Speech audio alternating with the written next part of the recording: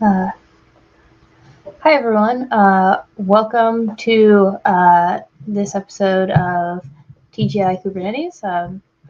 Happy Friday.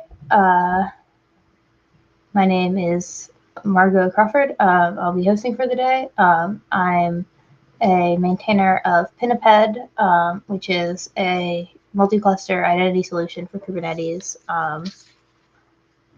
And that's what I'm going to be talking about today.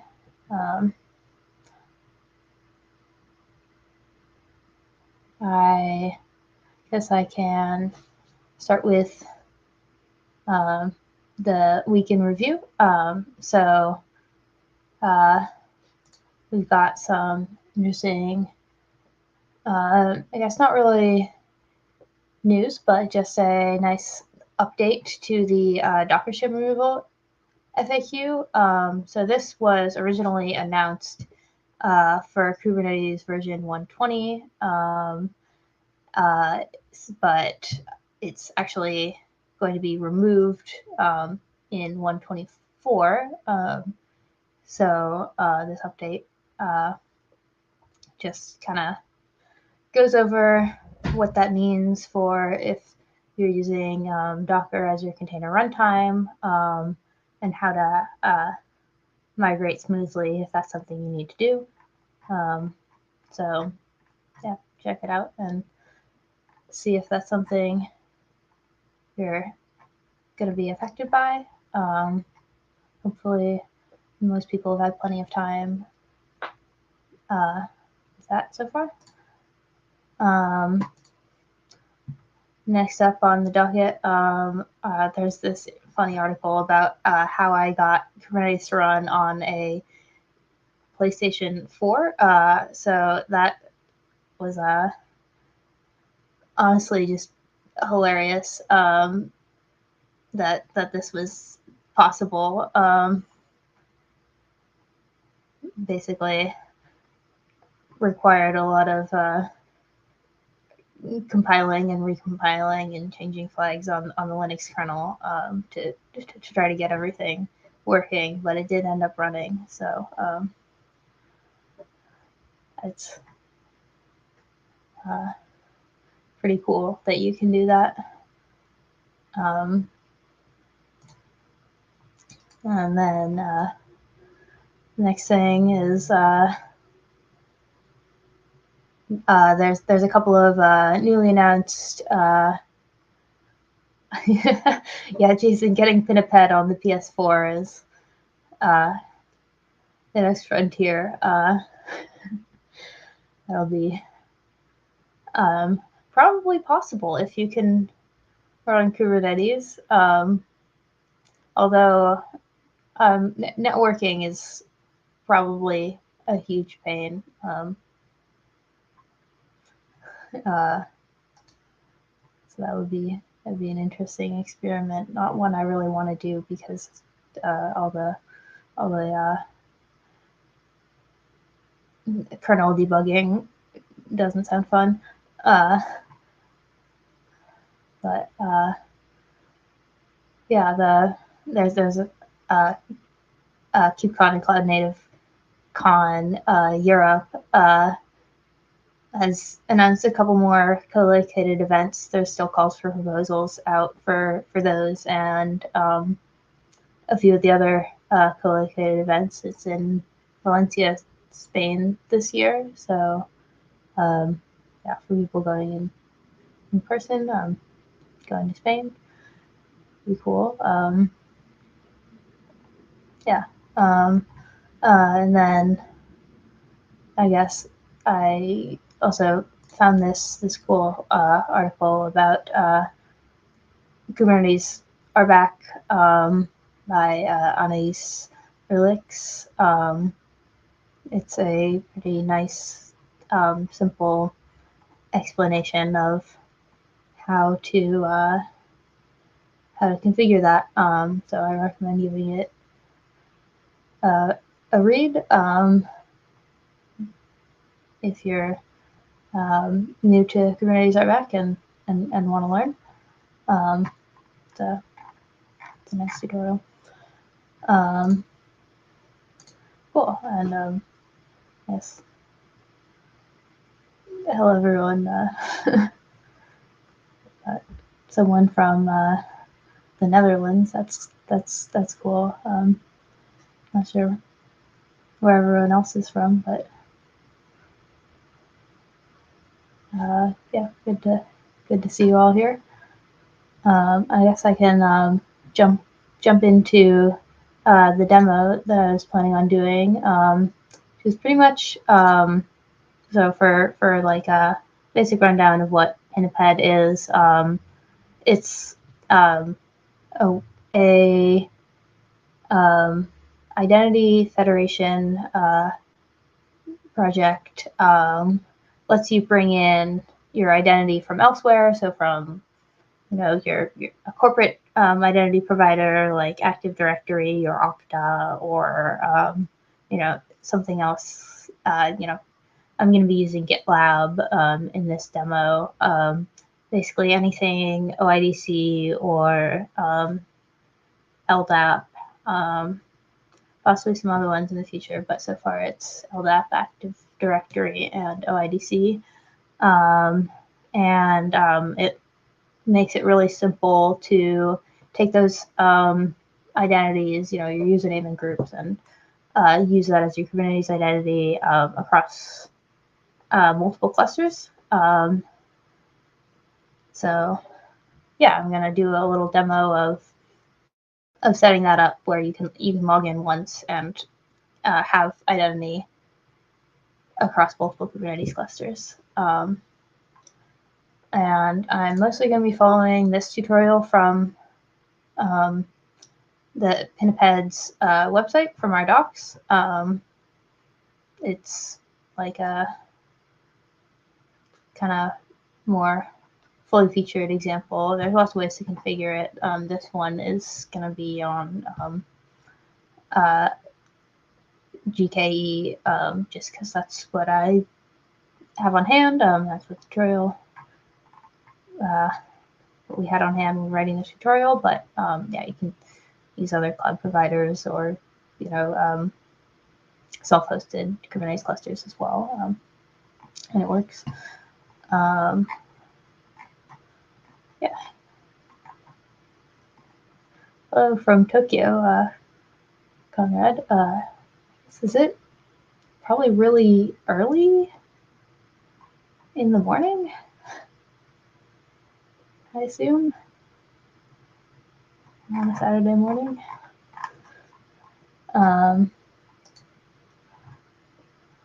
Yeah. So yeah, just getting started. I've already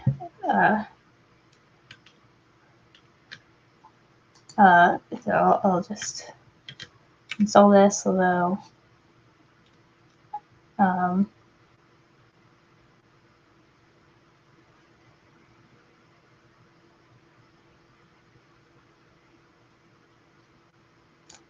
yeah, it looks like I'm already on version 14, which is the latest version of Pinniped. I can, double check that. It is version 14. I've actually already done this part because it takes a little while to revision the clusters. So I figured I didn't want to do it live and just wait around for them to be up and running. So I'll skip down to this step, which is getting the credentials. So the basic idea is there's going to be one supervisor cluster. So the supervisor is the component of Pinniped that's like talking to an external identity provider and taking those identities, helping the user to log in, and then issuing a token that can then be used by Kubernetes clusters. And the concierge is going to be on our workload clusters. And so that's just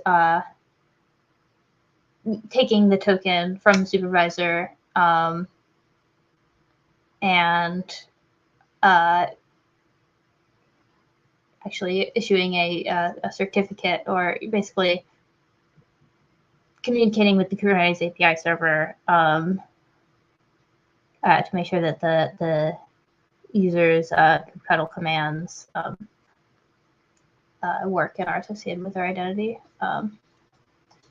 So I've created one supervisor cluster and one workload cluster on GKE, and I'm going to create a second workload cluster that's actually on Kind, so a local Kubernetes cluster. Something slightly different. So yeah, I'll just get this. This is getting an admin kubeconfig.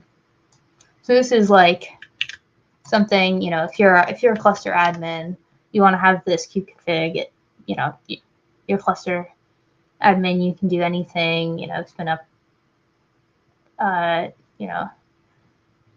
nodes and read and write anything. But for most developers, you might not want each and every one of them to have that. It's associated with a G-Cloud identity rather than your identity from in this case, I'm going to be using GitLab, but it could be your Okta identity or something.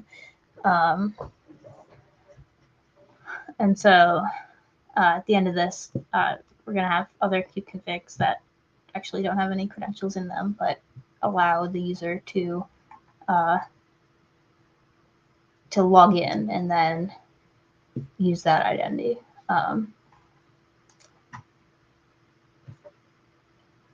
So yeah, gonna use Google Cloud DNS and create a subdomain on pinniped.dev, because that's the domain we own. Obviously, if you're following along at home, you're gonna have some other domain. If you want to have a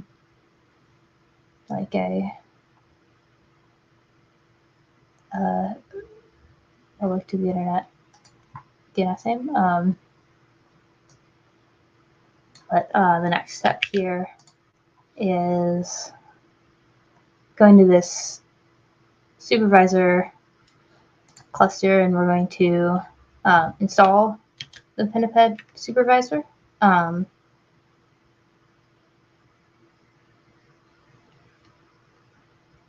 Using this supervisor admin kubeconfig. And so this is going to install a bunch of stuff. We've got some custom resource definitions that we're configuring. We've got a service account and things that the supervisor itself is running. Some RBAC rules along with that. But yeah, the main thing is these custom resource definitions. So I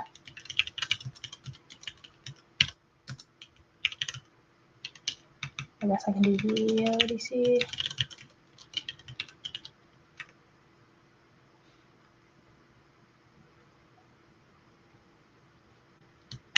Yes, that's because I didn't give it the right kubeconfig.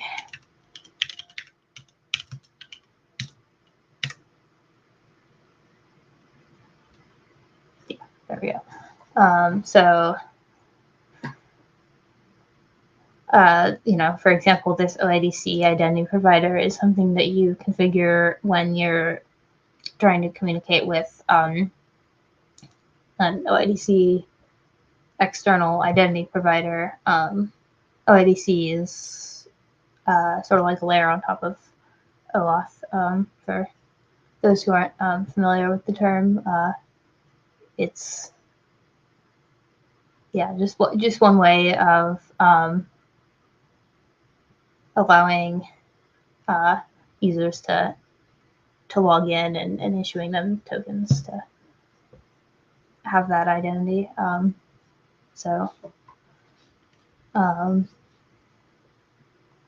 Then the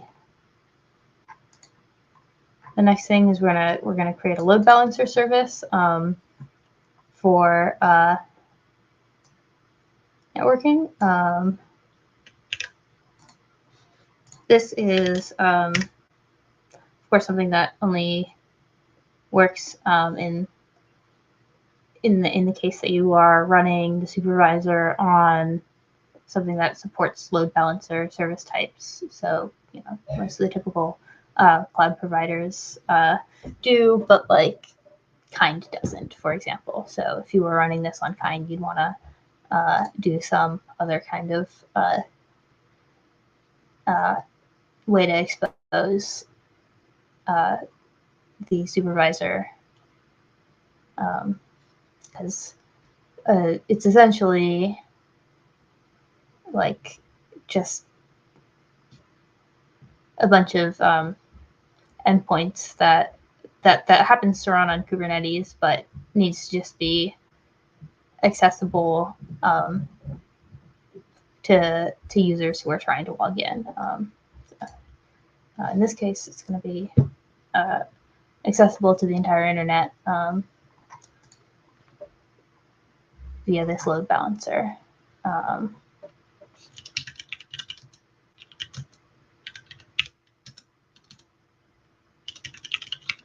Then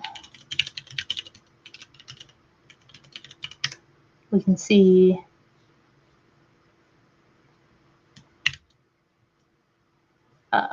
namespace, Piniped supervisor. Yeah, cool. So we have a load balancer in front of the Piniped supervisor, and it's got an external IP, which means we can do the next step, which is using Cert Manager to get real certificates. Because while it's perfectly possible to do this all with self-signed certificates, it does end up being a little bit of a pain, because then your browser will open up and it'll say like this isn't a trustworthy certificate, and you have to click through all the scary warnings and things. So better to do real certificates when you can. So yeah, I'm going to do that via Cert Manager and Let's Encrypt. Pretty nice, easy to use tools for certificates.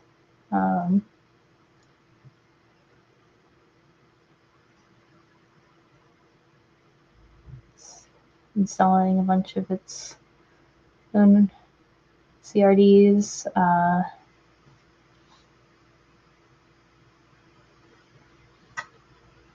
Looks like it's all. And then I do create a service account. So there's like a couple of challenge types that you can use with Let's Encrypt. The one that I'm going to use in this tutorial is the DNS01 type, which involves like creating a DNS TXT record at a particular path, basically to prove that you own a particular domain. So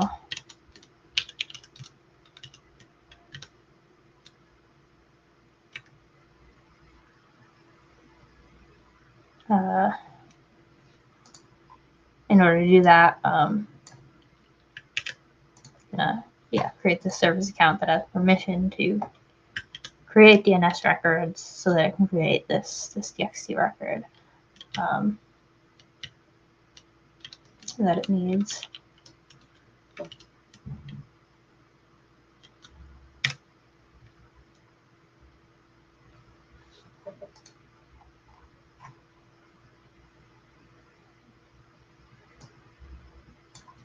And then, creating this.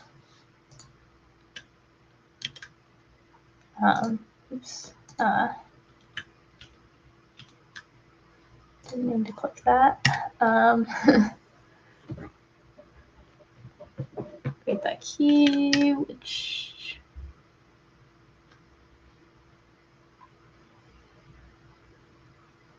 there it is. I've got this DNS solver key, and then I'm going to put it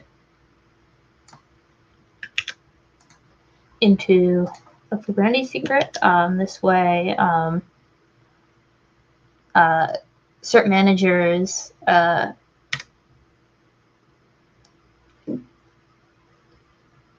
we're going to create an issuer, and it will have access to the secret. So then it can issue the challenge, generate some sort of key, and then check through DNS that it can reach the key, and then that proves that you have the domain that issues the certificate.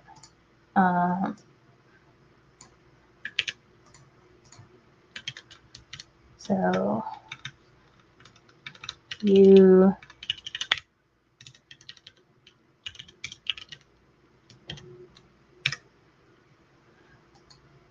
have to use a real email address, which is kind of funny. Cert manager will not accept example.com. It only really uses your email to tell you when your cert's about to expire, I think. But looking through this, I don't think we need to change anything. Actually, one thing that's kind of fun is there's two types of issuers. So the issuer is the component that's listening and issues certificates whenever you request a Let's Encrypt certificate.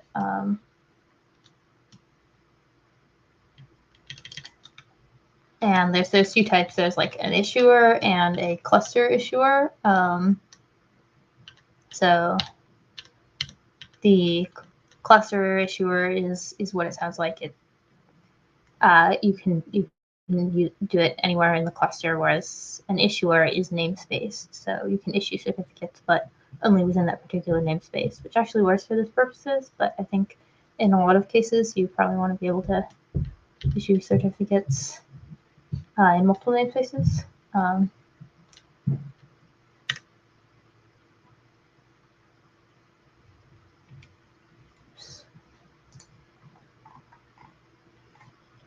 Cool.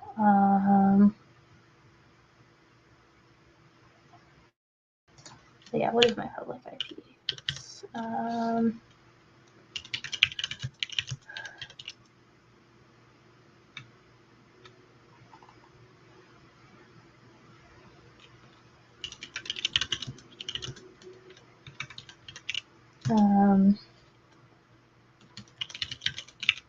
So then I'm getting the IP address of the load balancer that I just provisioned that's sitting in front of the supervisor.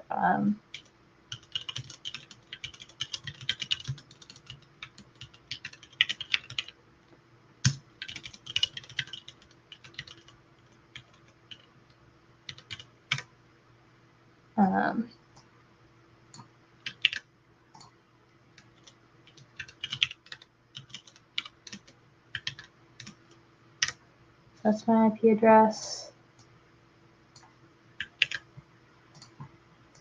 This is my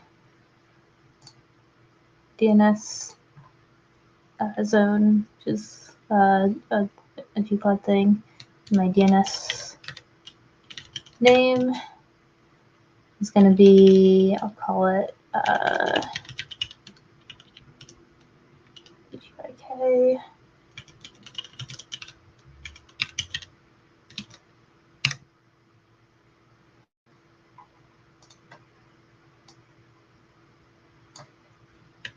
And I should just be able to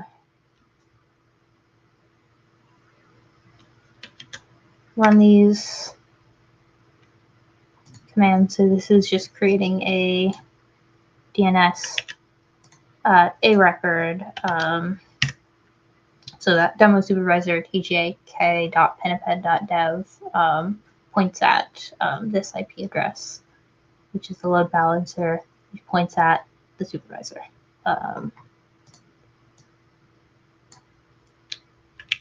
So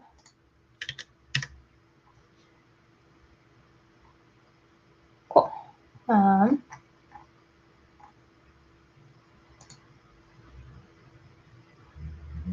I guess I can check it like this to see when it goes from pending to done. My ID number is 1.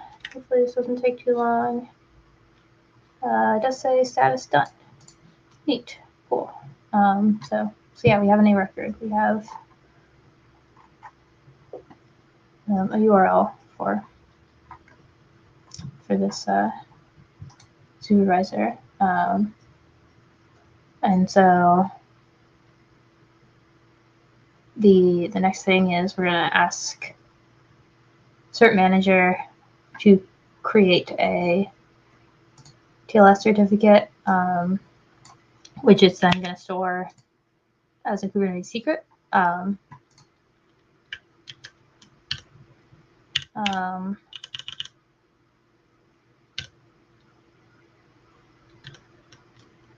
so this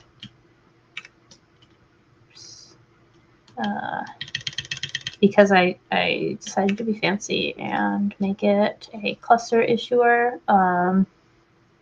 that requires slightly different syntax. You can just say like kind cluster issuer. I think this is what I called it. Everything else is all right. So this is saying a certificate, which is then going to like request the certificate. This is like the standard Kubernetes metadata. And then the secret name here is going to be like after this is issued, that's where it's going to be stored, which that means then like that's what you can reference later in order to like serve it.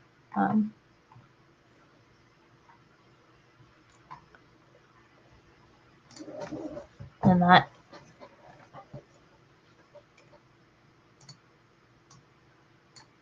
hopefully I did that right. Doesn't exist yet. Might just be taking a second. Could be misconfiguration.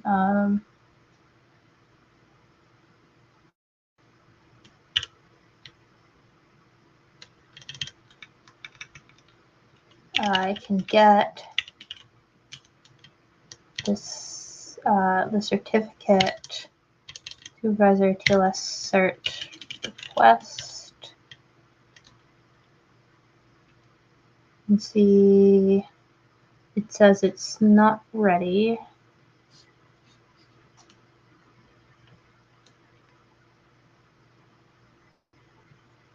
Which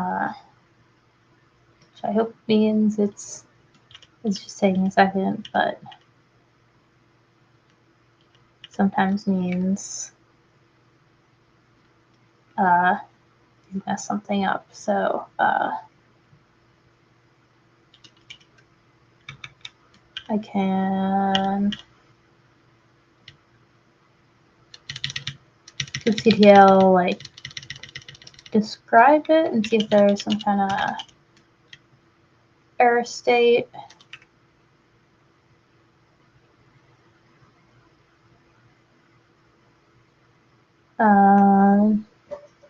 Showing certificate as secret does not exist. Yeah, that's what I expect.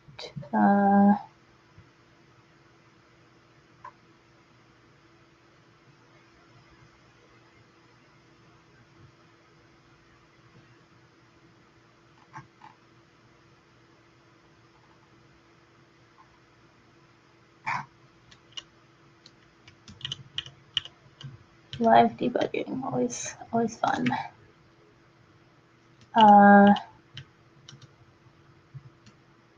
Guess I can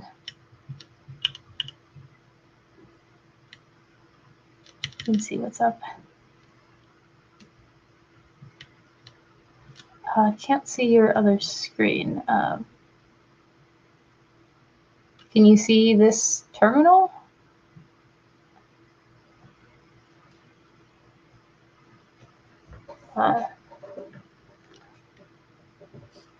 Hopefully,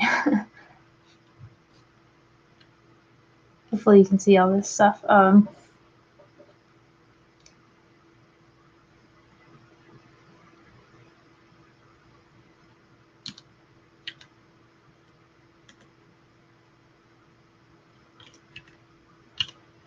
can you see? Oh, glitching the terminal window. That's unfortunate. Can you see the? I guess what I see is,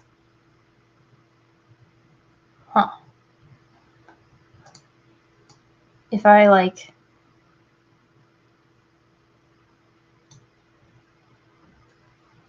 make it slightly bigger, is yeah, I know what the line wrapping.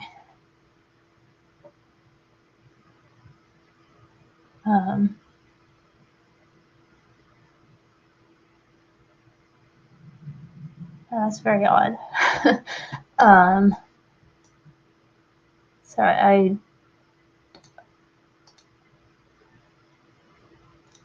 I don't know.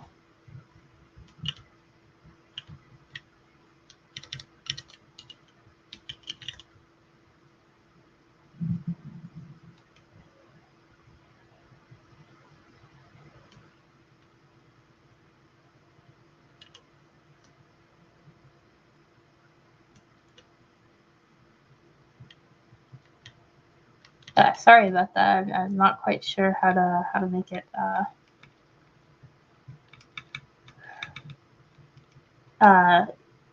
not glitch. I guess it's something's wrong with it not updating quite as fast as you'd hope. Maybe it's just my internet. Basically, what I'm doing is trying to figure out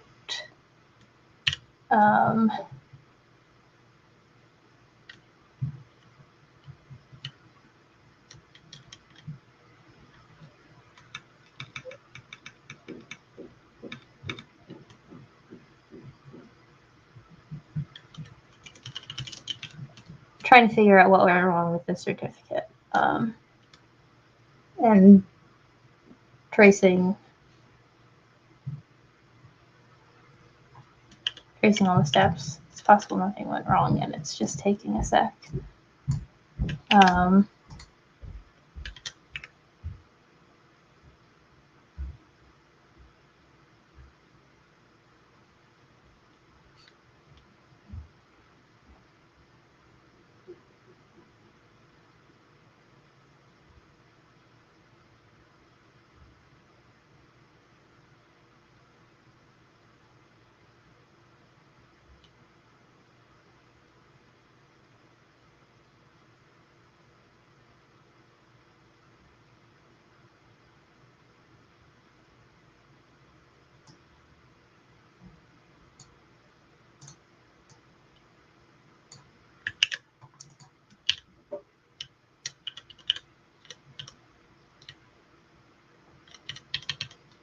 kind of suspect I have a typo somewhere, which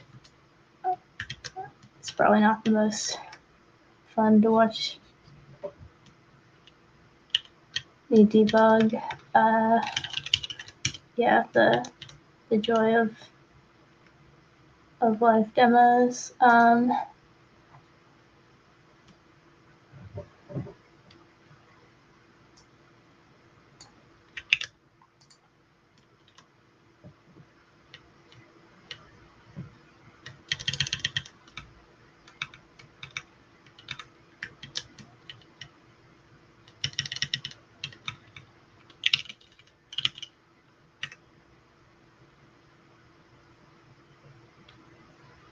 Yes, that's what it is. That what it is? It says I can't find the service account.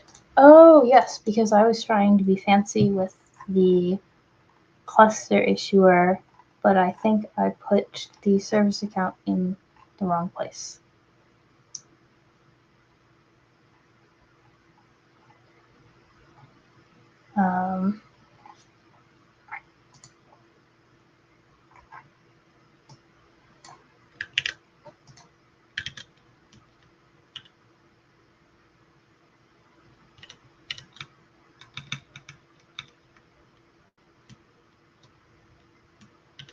Try that. So the terminal is off screen that you're typing in. I only have the one terminal open, so that's very strange. I wonder, like, when I focus on my browser rather than the terminal, does that change what you're seeing?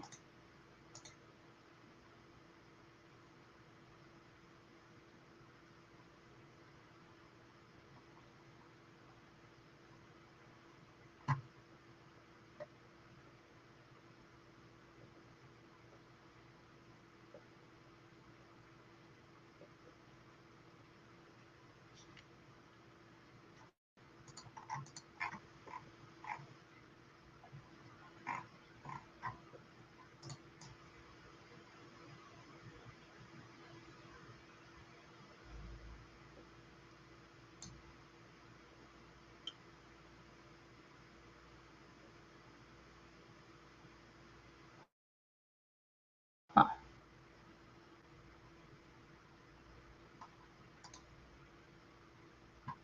Let me try that.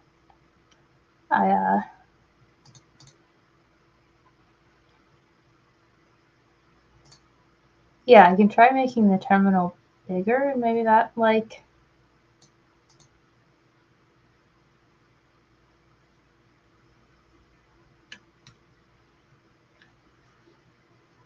make it a little.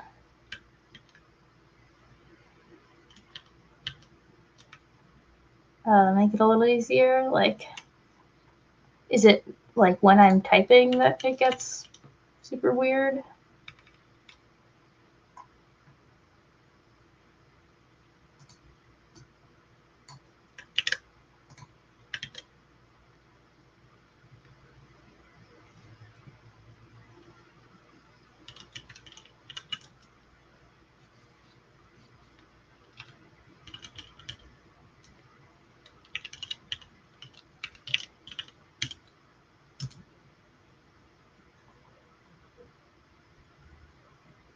Oh, now it's great. Okay, yeah. I wonder if it's just hard to somewhere along the line of all the streaming and things. It is having trouble with the smaller terminal.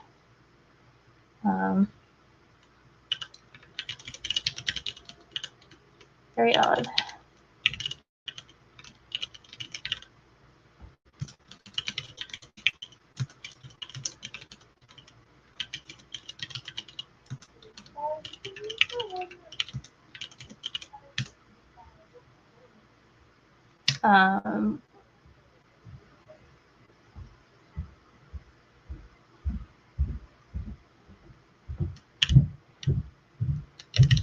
Oops, I missed a dash. Type that.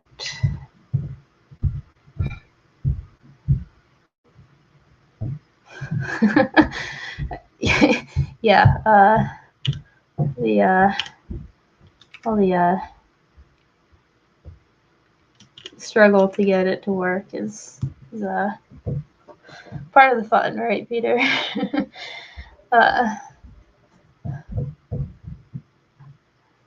Hopefully this time it's just about a minute delay and not a typo that I made.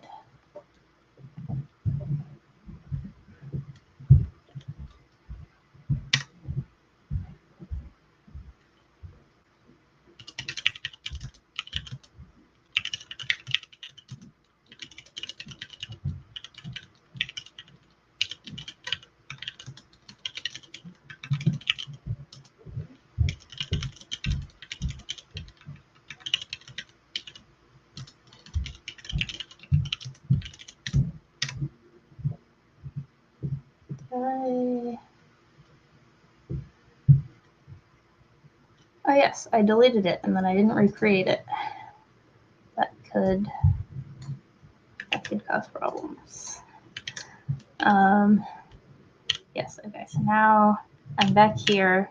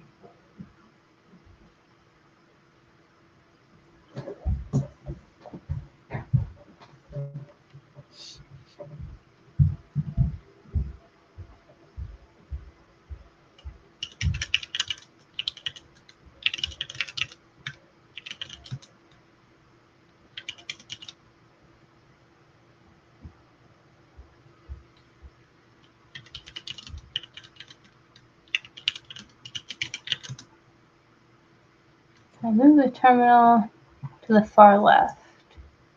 Yeah, I try like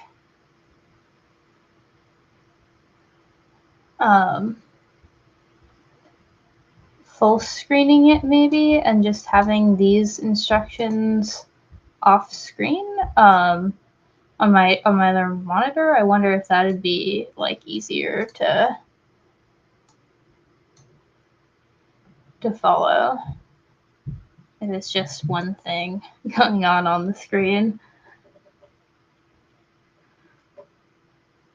Yeah, I'm trying too hard to compress video seems like a possible culprit. Yeah, or I could try bumping the font size maybe, and then there's like a little more.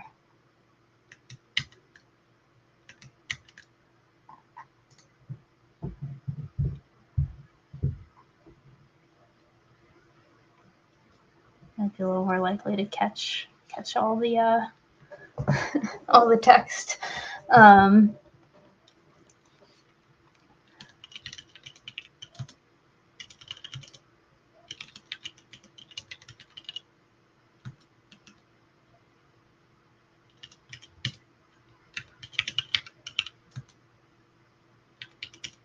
Oh, see, now it's off my screen. That's like actually too big. Yeah, I'll just like, yeah, actually full screen it.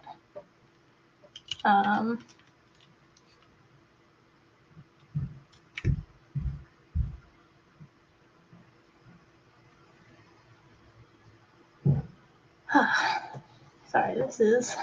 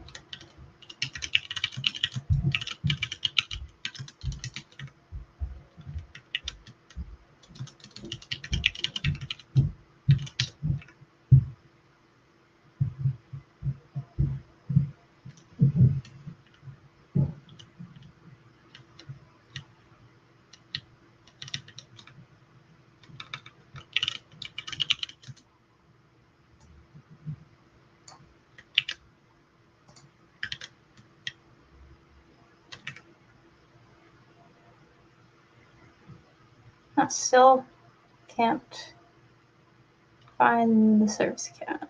Can't find the secret.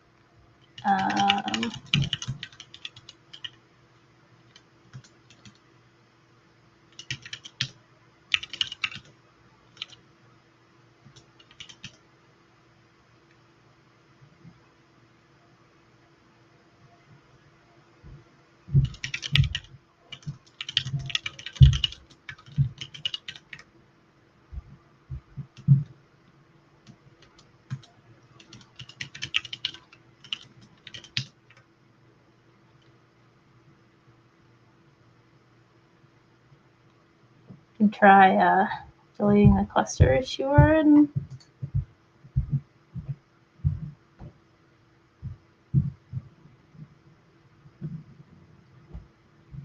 reloading it.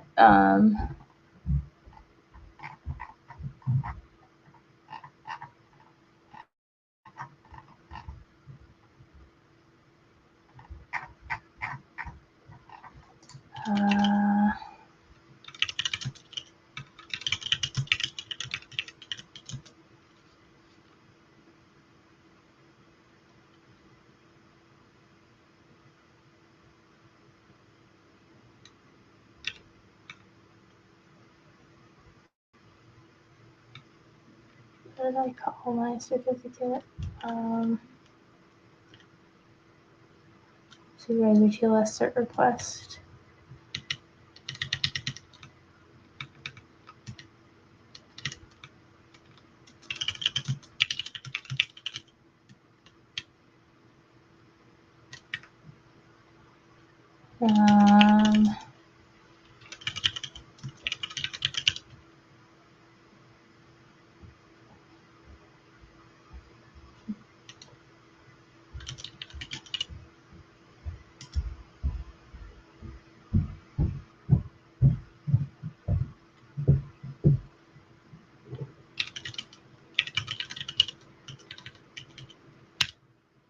Be the full secret name.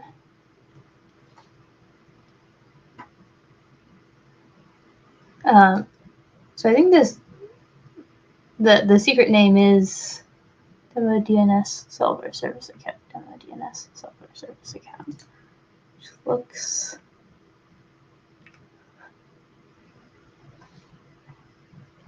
I might just try. I swear this worked when I was testing it out all by myself. as is usually the case, I guess.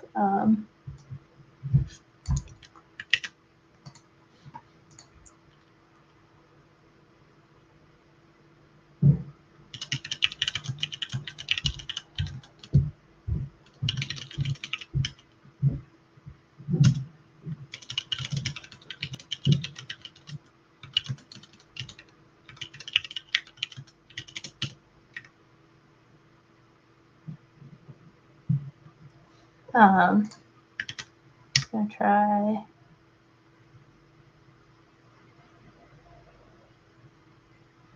Yes.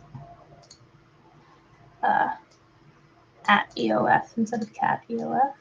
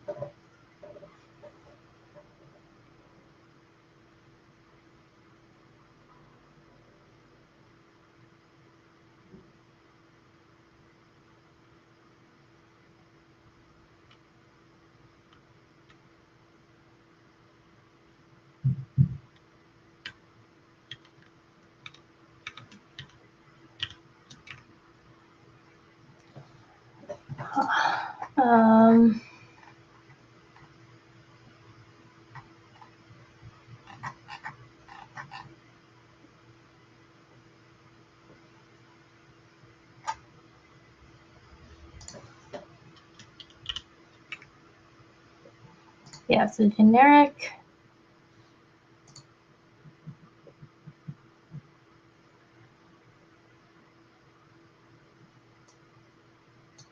Secret type.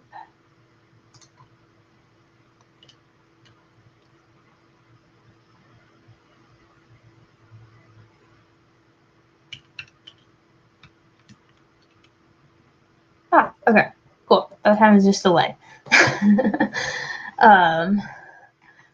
Finally got it working.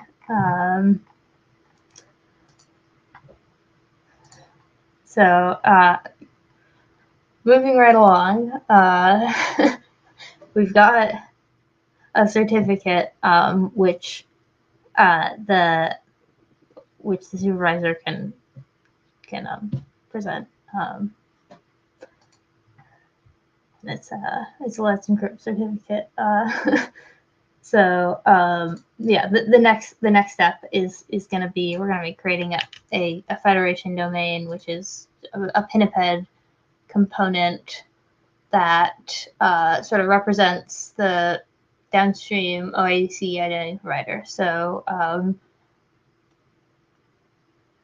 your external identity provider can be OIDC, it can be LDAP, it can be whatever. And then under the hood, Pinniped is also talking OIDC between like RCLI and the supervisor.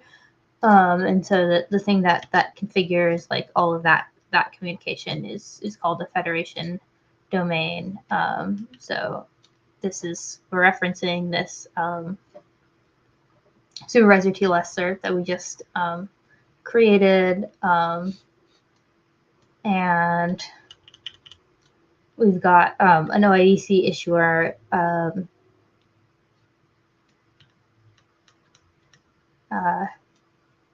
our DNS name.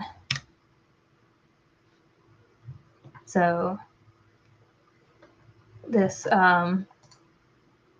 means that it should have all of the standard OIDC endpoints. So you can like curl it. The discovery endpoint is an OIDC endpoint that kind of tells you like essentially all the stuff you need to know about, you know, here's the authorization endpoint, here's the token endpoint, etc. Here's response types and that sort of thing. So there's like, the auth code flow, for example, or just using client credentials, sorts of other things in this endpoint, but that's sort of just demonstrating that the federation domain is working, and you can communicate OIDC between the federation domain and basically anywhere else, because this is, a public DNS name. You can just curl it. And then the next step is going to be configuring the supervisor to talk to GitLab. I'm using GitLab essentially because it's easily publicly available, and I can just like create a new client, which client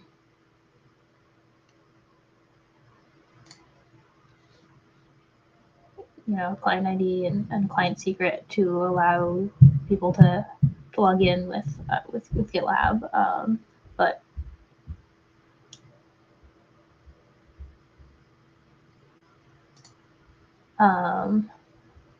that's, I guess here's where I probably want to actually show you guys my browser, because it's like a browser-based thing.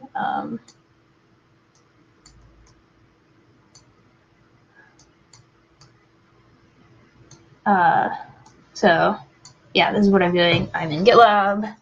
It's just like the public GitLab. I mean, you can do the same thing on like a hosted GitLab instance anywhere.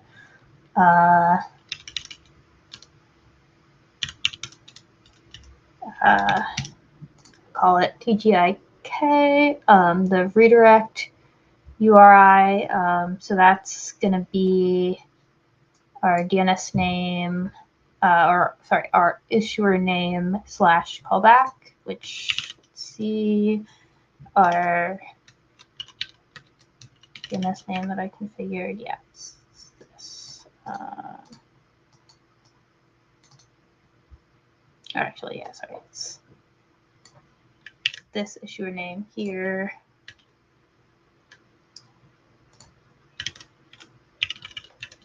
So this is basically, yeah, you're telling GitLab that if some application says, hey, I want my users to log in, and they tell you, like, after the login, it redirects you back to that application. So this is the only thing that it's going to allow. I'm going to give some scopes. So OpenID, profile, and email scopes. Save. Cool.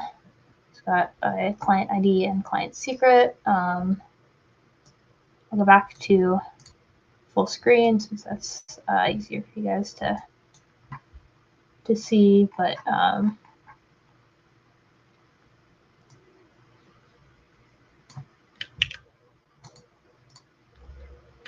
going to take and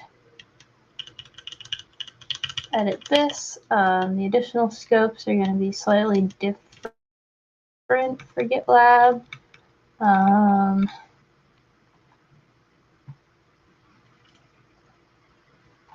So it's going to be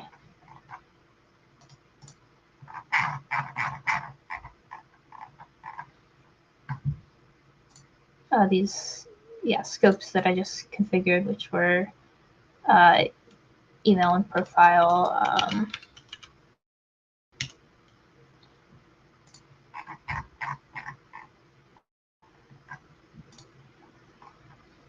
Yeah, and then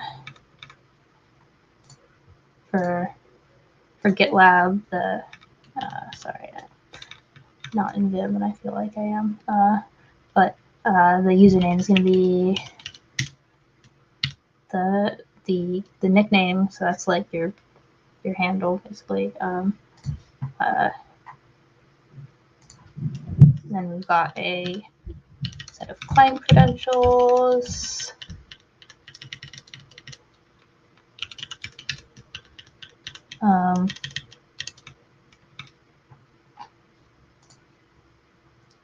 Got a client ID.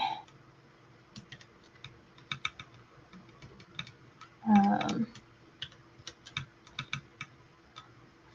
got this client secret. Oh shoot. Which I messed this up because I gave it the wrong issuer.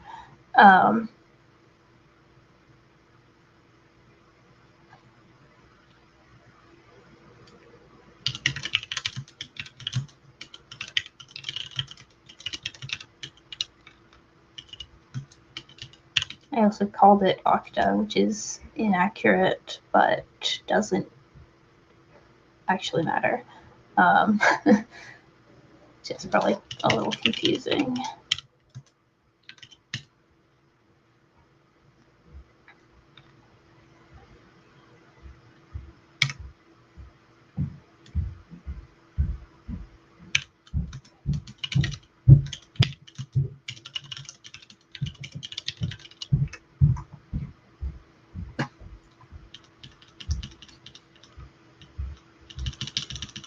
Yeah, so this is just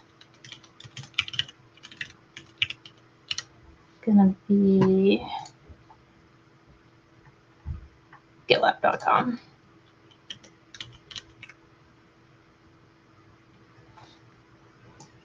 Okay. So then that's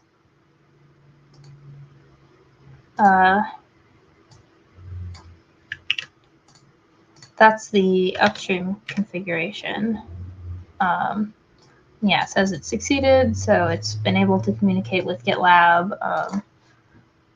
GitLab also has like the same concept of a discovery document, which we then use to find out information about it. So it's ODC all the way down. Yeah, so that's actually the whole supervisor config. The next step is, of course, getting it to work on a cluster. So that's I've got this workload one admin cluster, or workload one cluster, which I have an admin cube config for. And so I want to set up Pinniped on that cluster. The component that I'm going to install is called the concierge. So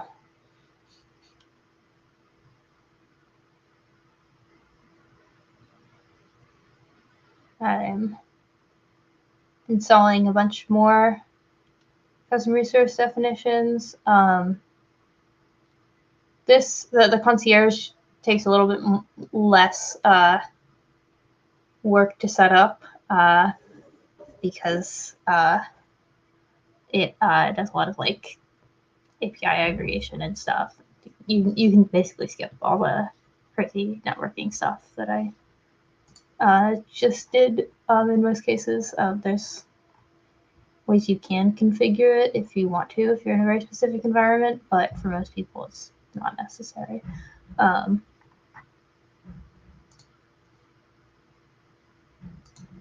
So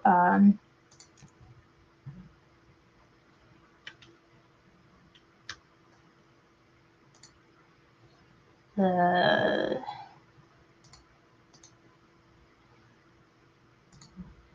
next step is going to be creating the job authenticator, which is basically the way you're telling the concierge, like, hey, this is the supervisor that I'm talking to, trust tokens from here, essentially. So, like, it's pretty simple. The only configuration is, what the issuer's name is, and then you have each cluster has a unique audience, because there's a token exchange step that means each Kubernetes cluster gets its own tokens rather than sharing tokens. Just like an extra security feature, so that if in the unlikely event that a Kubernetes cluster gets compromised, it doesn't mean that all of your Kubernetes clusters are compromised, because now that cluster has like all the tokens that work against all your other clusters. And so I'm gonna generate a unique audience, just like,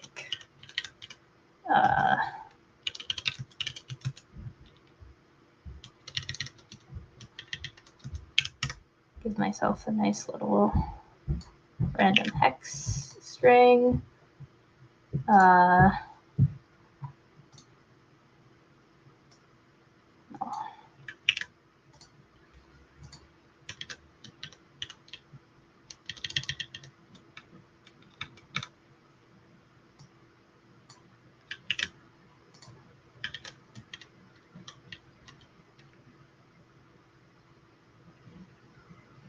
Create that John authenticator. And then the next thing is you can create a non-admin kubeconfig. So this is just like credential issuers were found. Did I skip a step? I did skip a step. I didn't install all of the resources. The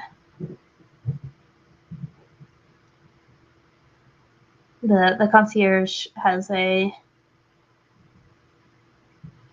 two-step install process, although actually I think install works fine, but like delete doesn't work if you like, because of like the ordering of kubectl delete with a file, like you end up like trying to delete the namespace first and everything gets weird. So so you have these two files. I've got to kubectl apply the second one. So now hopefully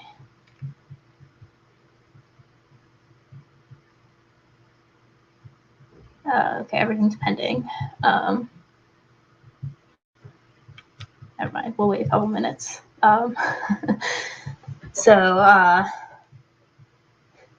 you can see in some of this output message, it's talking about different strategies, so that the concierge has like sort of two different modes that it can work in. One of them is an impersonation proxy, where users talk to the Pinniped concierge as if it were the Kubernetes API server, and then the Pinniped concierge turns around and uses the impersonation feature of Kubernetes to issue commands on that user's behalf. And then the other strategy is issuing a short-lived X509 certificate on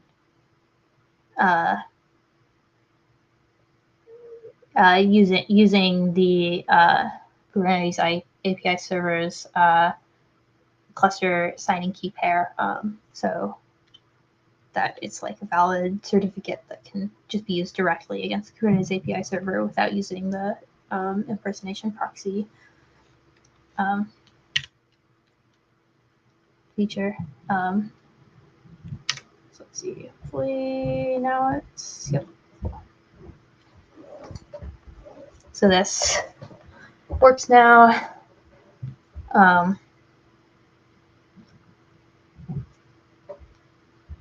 So now we've got yet another kubeconfig, this developer kubeconfig.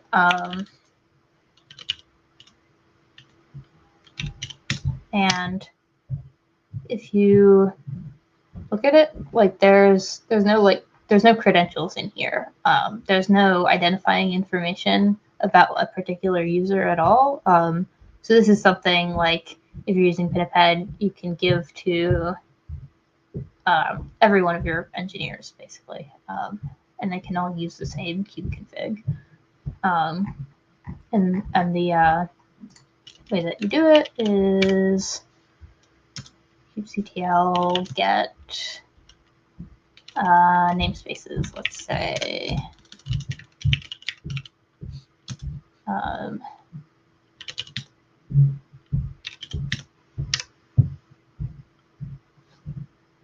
And that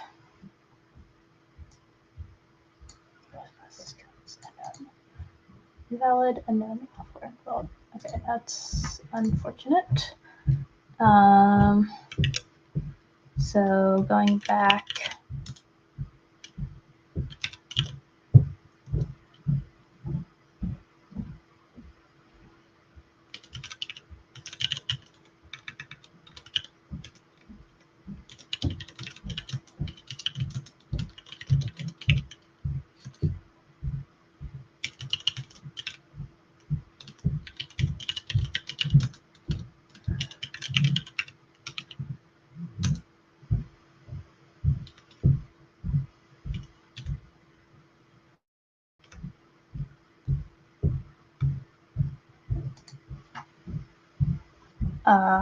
looks like the scopes are not quite right. So I think there might not be a group scope. Maybe groups just happen automatically.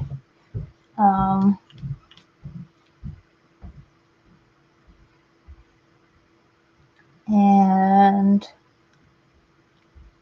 I think that should just where you don't need to like regenerate the, yeah, okay.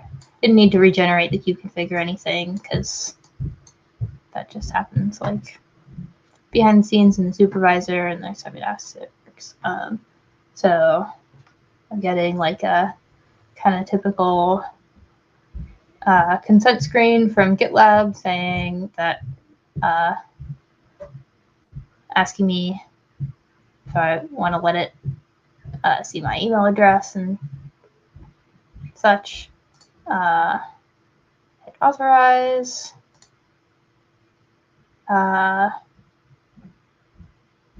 Cool. And then, yeah, so I was able to communicate and I didn't set up RBAC rules for myself. So, of course, I am not allowed to list namespaces because I don't have permission to do that. But yeah, I can.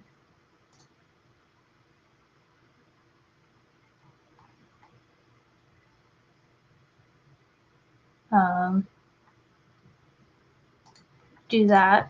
So I guess.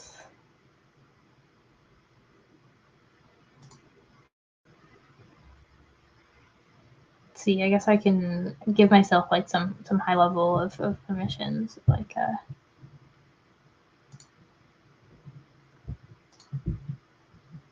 is it just like write access to the cluster?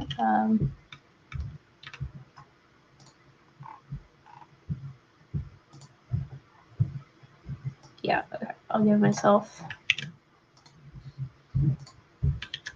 this example.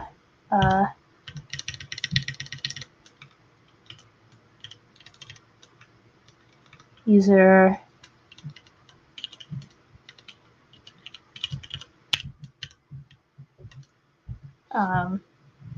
cluster role binding. So I can view everything. It should be that the next time I get namespaces, yeah, I'm just able to get namespaces. So yeah, the next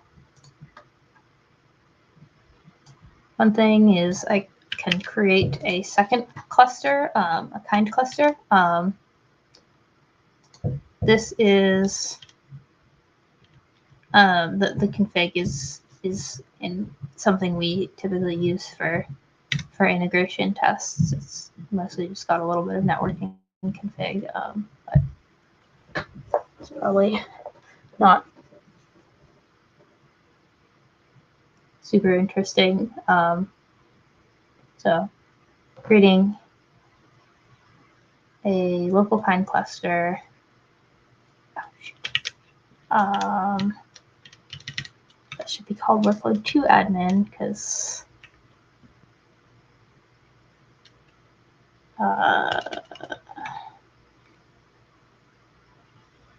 might have overridden my other workload 1 admin cube config.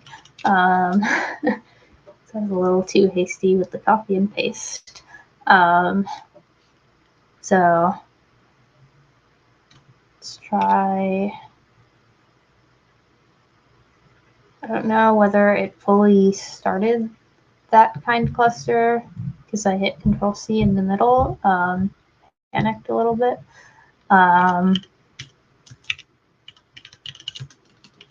Might just try again. I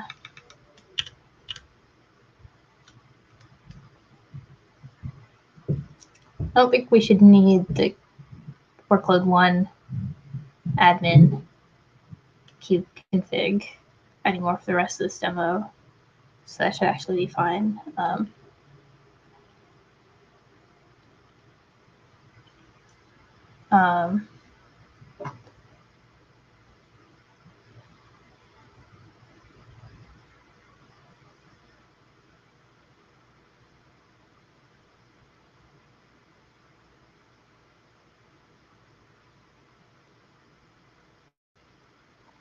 Cool. So I have a second cluster now, and I am going to install the concierge on this as well. This is just so that I can show that you can log into a second cluster, and you don't need to log in again or anything. Your session transfers into the new cluster, so you can still just log in once per day for as many clusters are using Pinniped.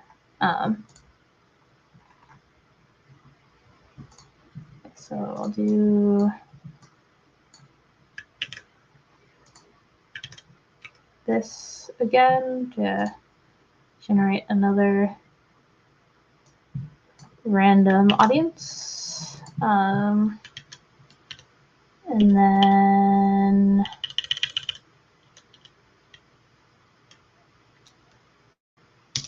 workload 2 admin. This audience is workload 2.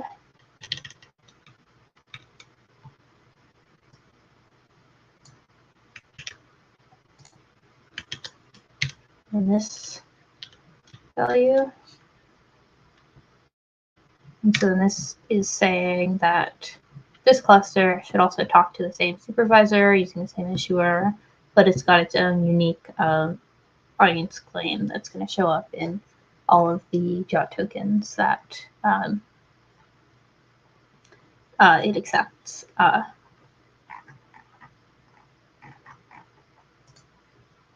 So yeah, we can get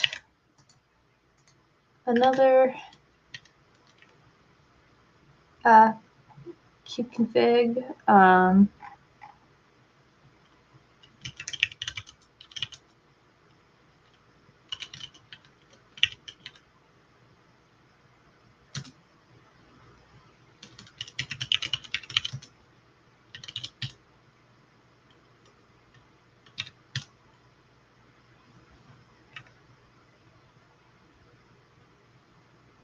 And you can see it's talking to a different cluster here. It's like the Pine cluster rather than the GKE workload cluster, but I didn't have to log in a second time. It still uses the same GitLab identity of this being my GitLab username in order to log in. And if I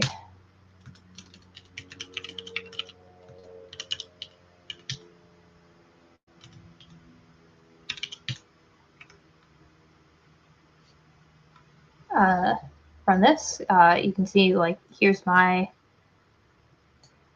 user info. I'm in a test group, and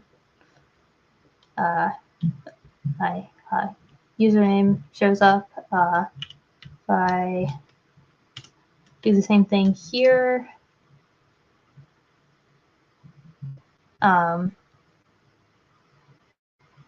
it's a different cluster info, but the same user info. So I'm the same user here. So yeah.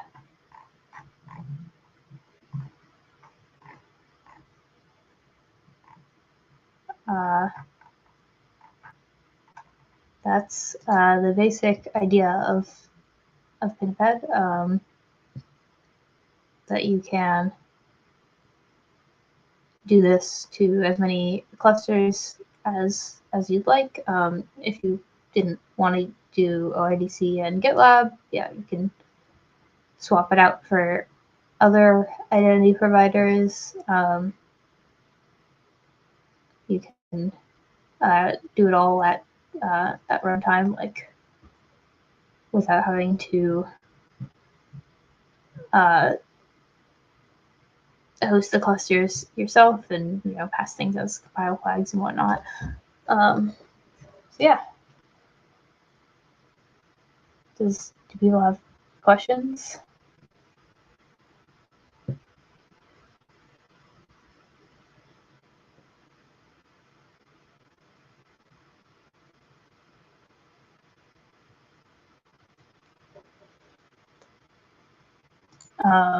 If you're interested after watching this, we're in the Kubernetes Slack channel, or we have a channel in Kubernetes Slack. It's Piniped. We're on GitHub, VMware Tanzu, under the VMware Tanzu.org. We're also Piniped, also piniped.dev. So yeah, thanks for watching.